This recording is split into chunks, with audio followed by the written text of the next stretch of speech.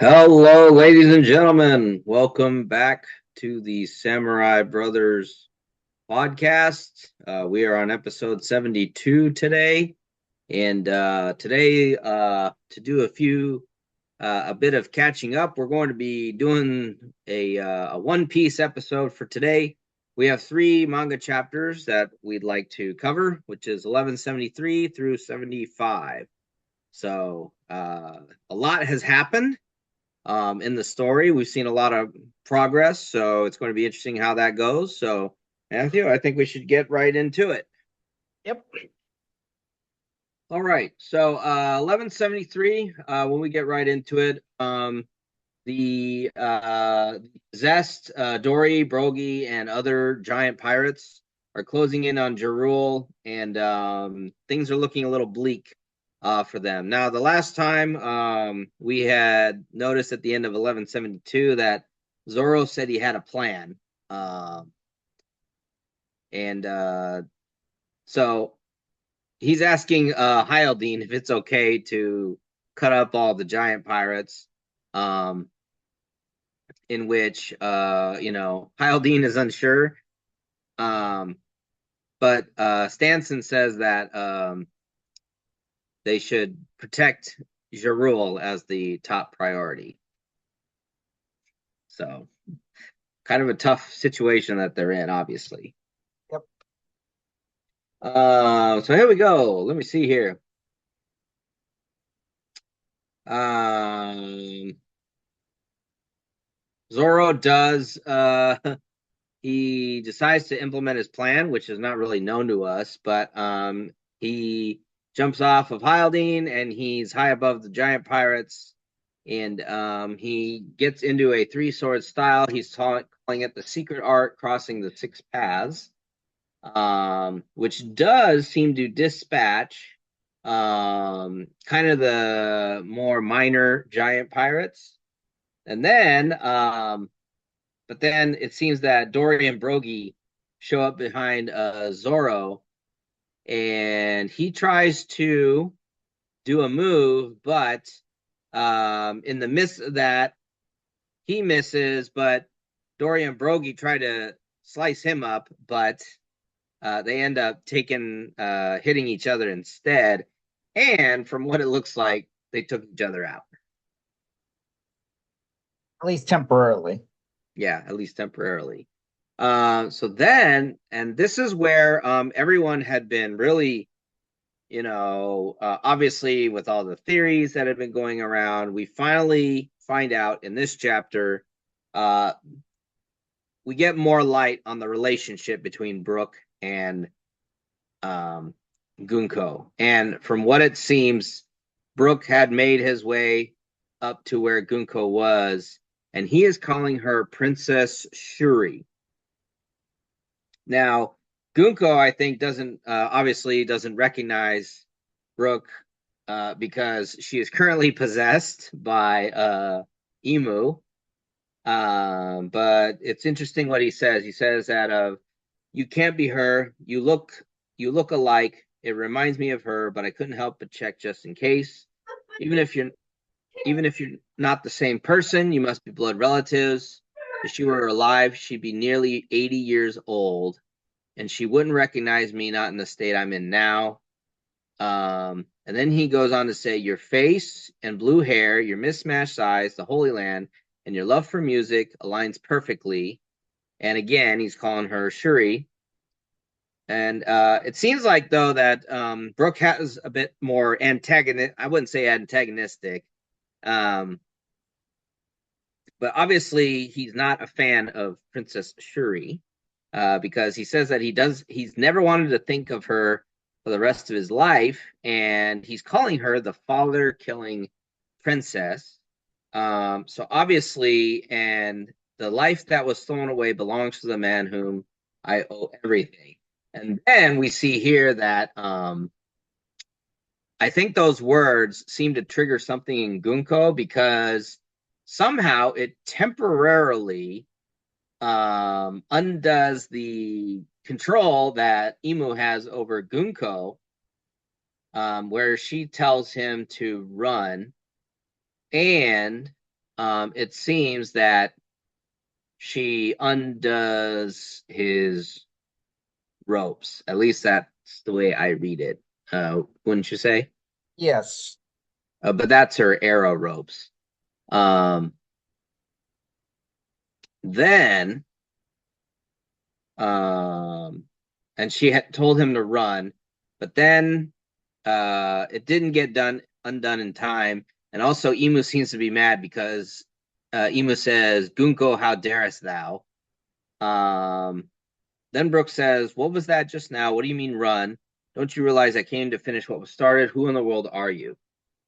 So, and then finally, the Emu in Gunko's form says, "Shut thy mouth. What are thee to Gunko?"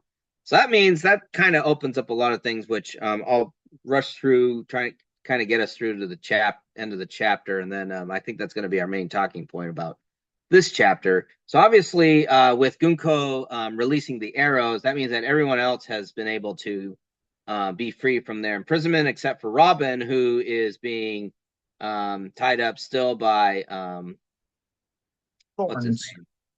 Huh? Yeah, by the thorns. Uh, what's this guy's name again? Uh, it's This not one was Killingham. yeah, not Killingham. Gosh, yeah, it's been a while. Let's see.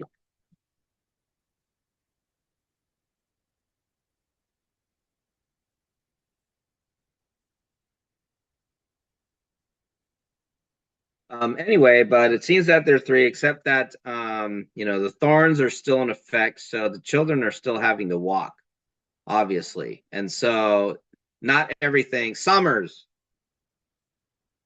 good old Summers, Who's still seen up to his, next? huh? Who's seen next?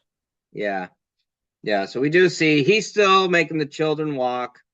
Um, And he's created some kind of a thorn monster. right. So he is, and so he's getting them to the ship. Um, and let me, excuse me. Where we're going from here, all the parents and family of, the kids have been catching up to the children, and then they're taking out all they are taking out the nightmares, it seems. So at least they're catching up and they're making progress. Um, and it looks like that the new giant pirates also help to take out the nightmare Nika. And what we see then here is that when the nightmare Nika is taken out, it falls over and it crushes the ship that Summers was going to use to transport the children to Marie Joie. So that's where the chapter ends, and that's where Summers is in a bit of a bind because he says, "Oh shoot," because if he can't take the children out, he's very much a dead man. So Yeah, I mean we've seen it's we have seen that what's his name? That Emu just took out a Elder Star. mhm. So So he wouldn't uh, hesitate to, yeah, yeah, he wouldn't hesitate to take out a God Knight. a God Knight for his failure. Yeah. Okay, so to talk about the major talking point, obviously, and this disproved a lot of people's theories, which I mean, Oda, put something out there, and then when people like really guess that, he'll prove them wrong. Um, so Princess Shuri, so I have to guess then that she was a part of the kingdom that Brooks served. And so I think this would That also, yeah, that kingdom has a specific name, right? yes, I believe so. But the thing is that that means that, because a lot of people theorize that Brooke may have been a god knight, I'm kind of thinking that may not have been the case. Yeah, God Knight. Really? Yeah, there were some people that were saying that, as soon as that chapter came out with, him being, a part of Oh yes. So the Wikipedia doesn't list what kingdom he served. However, Well, he did mention that he was part of the royal guard of that kingdom. right, exactly. So that means that Brooke, so yeah, that kind of debunks there were some people's theories about him being a god knight. Obviously that's not true because I think Ema would somehow have remembered if Brooke had somehow been part of that particular organization. So this kind of goes back to the thing of that I think because if you remember um Gunko was at first she was like a I think she was a blessed blade or something like that when Right. They she showed a yeah, which is essentially a God Knight pledge. right. If we want to And go by college fraternity or sorority language or just general fraternal organization mhm, membership, then she was a pledge at that point. right. I'm getting this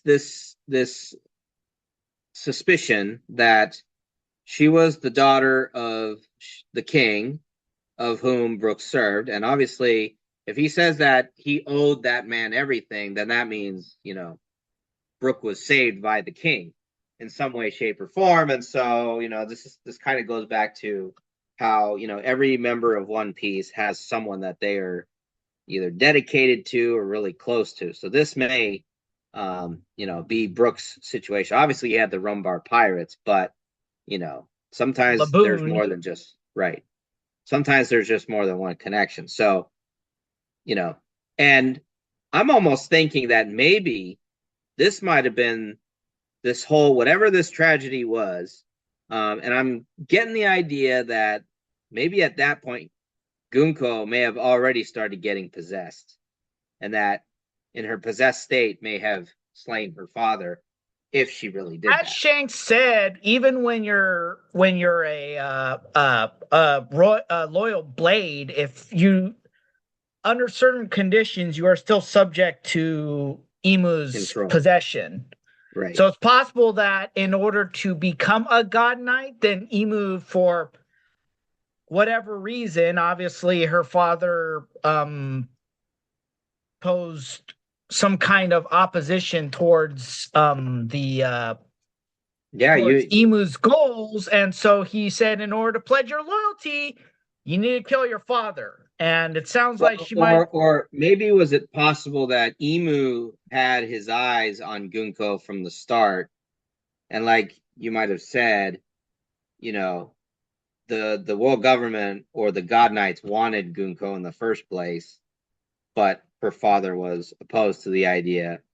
So somehow either she willingly or she was forced to by possession. I think that's what it came down to. Yeah, and it sounds like she might have been the only heir. Basically, we Mm-hmm. had a Vivi situation, but he became masterless because that Yeah, and I'm wondering if that's what line drove died. him to piracy. I think it's a possibility. Yeah, it's Because definitely a possibility. mhm.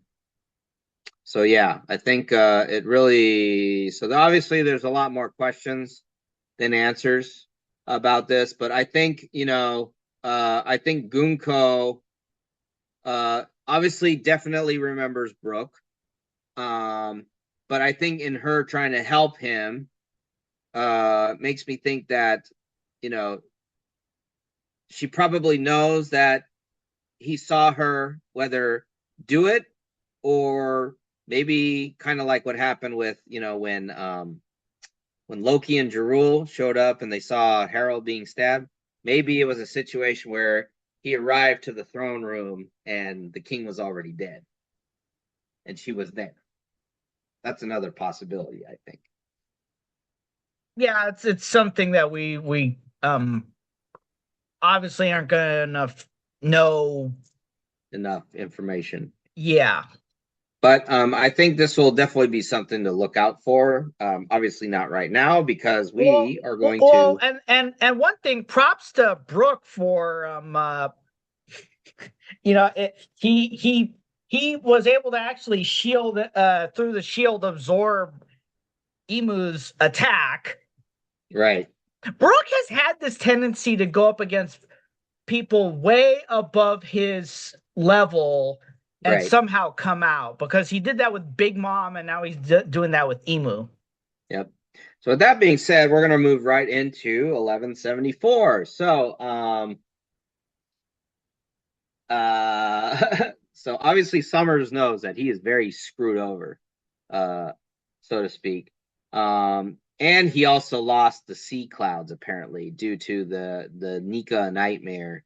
But he does see that the children are trying to cut the cords, or the arrow. They're trying to do whatever they can to stop the children from being forced to walk towards the edge, which gives him an idea, and it's a pretty sadistic idea, considering that he's a very sadistic personality. Yeah, well, at this point, it looks like at this point he's basically like, oh, I'm gonna be executed anyways. I might as well just enjoy the last parts of my life. And like you said, And he's a sadist.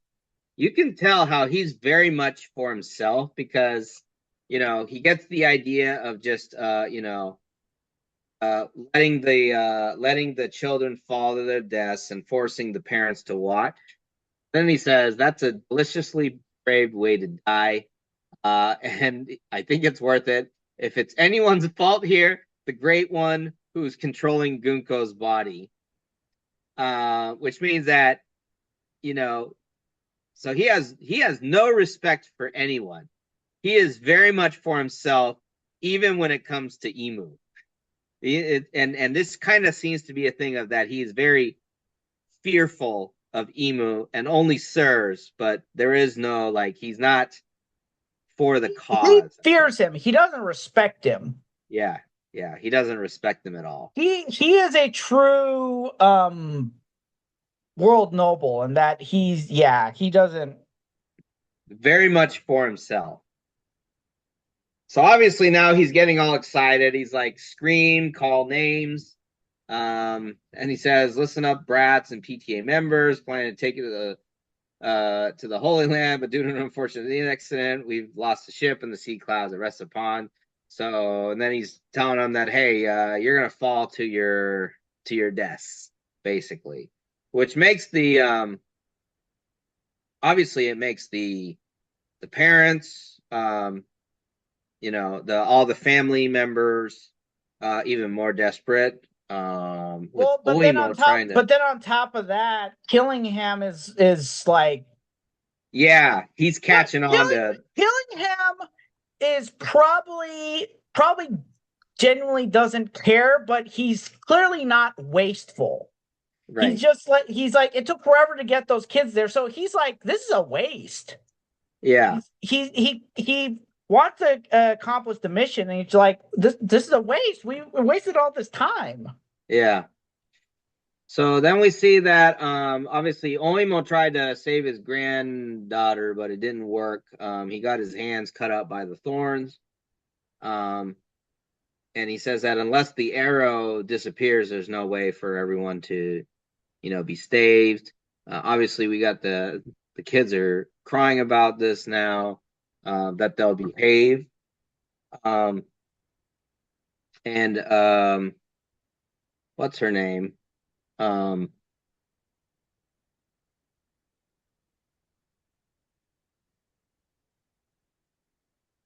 So Colin's mother gets in front of him, and gets stabbed with the thorns, obviously, but she says that she's not going to let him die alone. And then everyone else starts embracing them too, all while, again, uh, Summers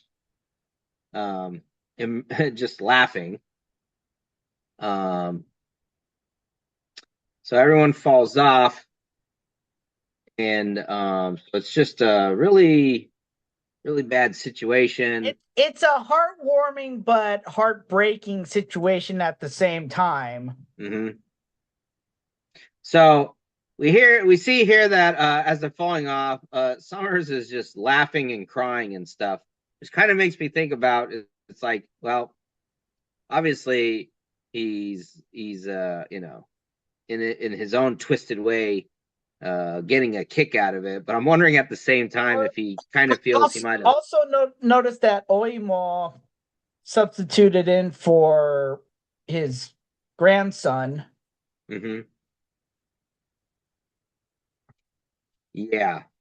So the thing here is that, well, and then after that, now here's where it gets interesting because then everyone wakes up, and it looks like the thorns are gone and the arrows are. One other thing to notice is apparently one of the orphans, the teacher subs in, and then Yeah, what's his name does it for his brother. right.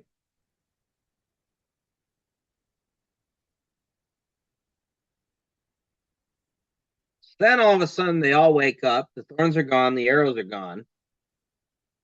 Um,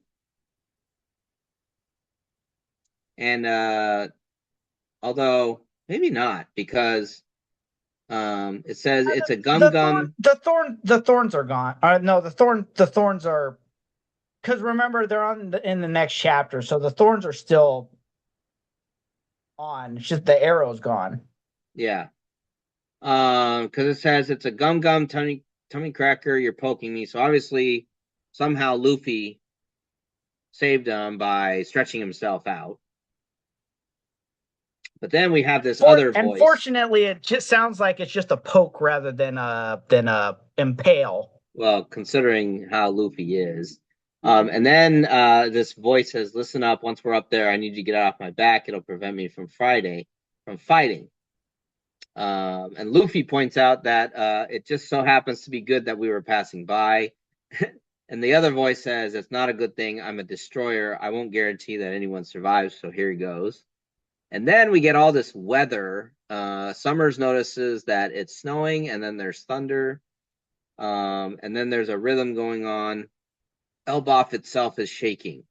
Um, Jarul points out, on an exceedingly rare day, and lightning and snow combine, a vast beast will blanket the sky with its presence, and with the sound of the drums of liberation, which obviously catches Summers off guard. The sun god will appear, and this has to be Loki's form of the Yeah, forbidden fruit. with Luffy on top and Mjolnir and Yep, Mjolnir, and then the survivors. That he looks like covers. a giant dragon essentially. Yeah, that's what I have to assume it looks like right here. So now we are on to the third chapter for today before we do our final discussions about it. And the chapter is titled Nidagar, which is obviously Norse in reference. Um, so how that works, we'll have to research that sometime. So it looks like though. So we start off with Sanji using his uh, legs on fire to take off the thorns that were trapping Robin, and So the thorns are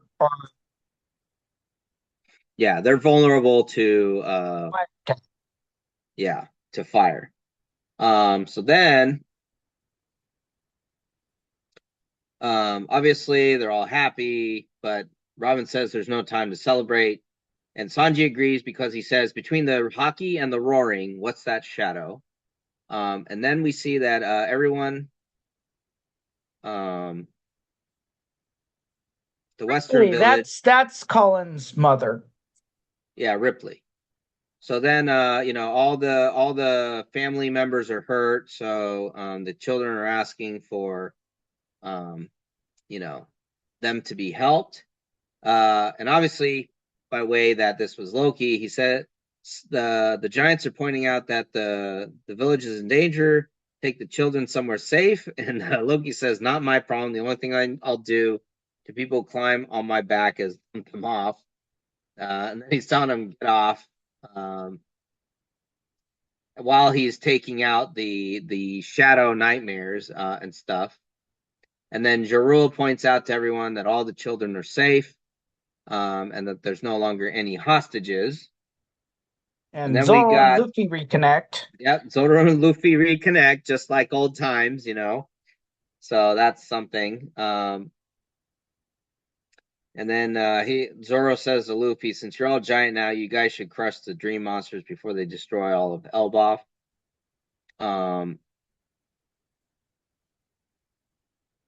But then the giants are being attacked by thorns because Summers found them. And he's like, "You're not supposed to be alive, you miserable cretins. Give me back my emotions," whatever that means. Then he's using his thorn fruit to try to finish off the parents. But then the children try to get in the way so that they can protect their parents. But when that happens, Zoro the rescue. Yep. Zoro to the rescue. And then yeah, Summers is upset. He's like, "Who did that?" And Luffy says, "That's Zoro. Remember the name, he's with me." And then Luffy uses Gum Gum Dawn Thor rifle. And obviously it breaks the thorns, and then on top of that, it really messes up Summers in the next panel. Well, it looks like it's a combination of hockey, but then on top of that, you see him grabbing a thunderbolt. So it's a thunder hockey attack. Yeah. And this finally undoes the thorns. And Ripley is commenting how she finally got to see Nika, and that he is the warrior of liberation. And then obviously that gets I think that's Summers. I think that gets his attention very much. And then on top of that, so then we got the giant. Oh, plus he gets he seems to get smashed by Loki. It looks like, because you hear the splat and a gya. Yeah, and then Scopper goes into a flashback. Yeah, so everyone is saying that this is Nidagar who has saved us. So then yes, you're right. He goes into flashback. And it's a he's mythical asking what's Zoan. Right. What's the treasure of Elbaf? And yes, it's dragon fruit, mythical type model Nidagar. No matter who eats it, they will transform into the largest dragon in the world, and the maximum size of the beast corresponds to the one who eats it. In other words, if a giant eats it instead of a human, or an ancient giant instead of a giant, the potential power of the fruit is extracted in greater measure. It is said that the obsidian dragon breathes lightning and is so vast that day falls into night when it flies. So basically, he's bigger than Kaido will ever be. Yeah, he is the biggest dragon. We all thought Kaido was big, but yeah. Loki is Loki bigger. In his Nidagar form is way bigger. So and then Shanks asks, "Due to the danger this power poses, you've been making sure no one can eat it." To which Jarul says, "Not quite. If anyone tries to eat the fruit, the guardian hammer Ragnir blocks their attempts. In Elbaf, there is a legend about a warrior god. He wielded a weapon known as Ragnir, which is the Iron Lightning, and turned into an enormous dragon to face off against the sun god. He fought alongside a trusted, loyal ice squirrel known as Ratatoskr. In other words, without its master, Ratatoskr chose to inhabit his weapon instead and waits for its owner to return, so says the legend. But now Ragnar, after an eternity of standing guard over the fruit, has finally chosen Loki. And Loki is It's out. chasing away Yeah, the nightmares. and obliterates them. Yep. And which brings us to the final part of this chapter. With Obviously, Gunko. Gunko has been watching, and it looks like this is what they were after, which is Nidhogard. So that's partially why they wanted Harold, is they wanted Ninagar. Yeah, because Imu knew that Nidhogard would be an unstoppable force. Now the question is Emu gonna try to take on both Loki and Luffy in their Ninagar and Nika forms? Yeah, Is he powerful enough, or does he know his limits to just try and to because at retreat. this point he knows that it's like they don't have the kids. Summer just got taken out. And Loki's wreaking havoc on the dream. If he hasn't taken out they don't have anything at this point. So the Mm-hmm. question is he going to just well? And then on top of that, the all the demon giants have been at least neutralized. So the Yeah, question is, what's he going to do? Is he at this point going to try to take well, and then on top of that, he's outnumbered. yeah. Now, definitely. Yeah. So is he going to try and take on take them on, or is he just going to cut his losses and retreat? Right. Yeah, because obviously it's not over yet.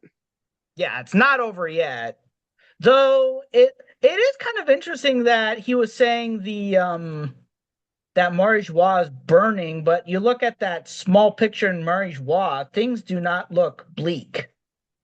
They look normal, as a matter of fact. Yeah, so it's kind of hard to tell where, where this is all coming from. But so, we'll obviously find out when the next chapter comes out. Well, obviously, there's that theory that Shamrock might go back.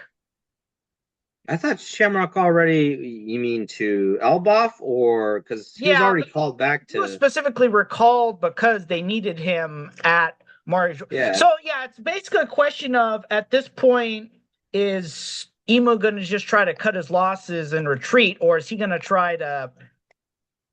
Because he's not in a good situation right now. He's in a 2-on-1.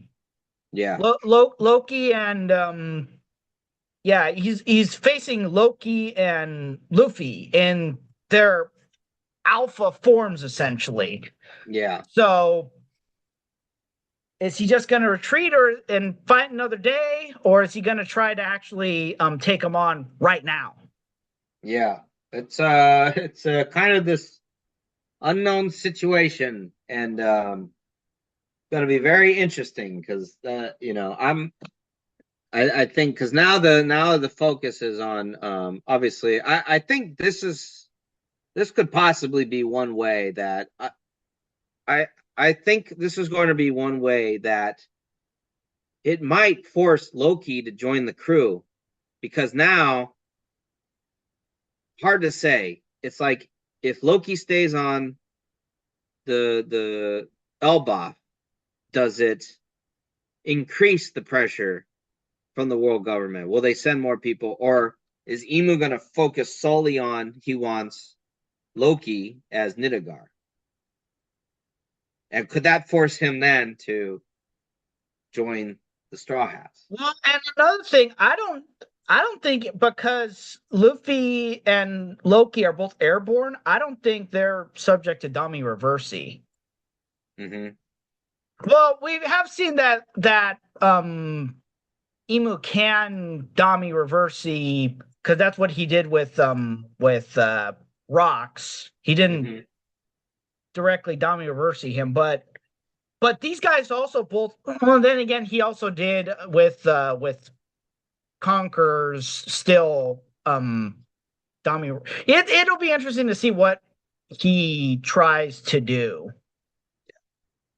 Well, with that being said, we're at the end of time for today, and definitely we have a loaded episode, lots to talk about for our next episode. Yes, with sumo Um, starting. yes, sumo will be starting on the 8th of March.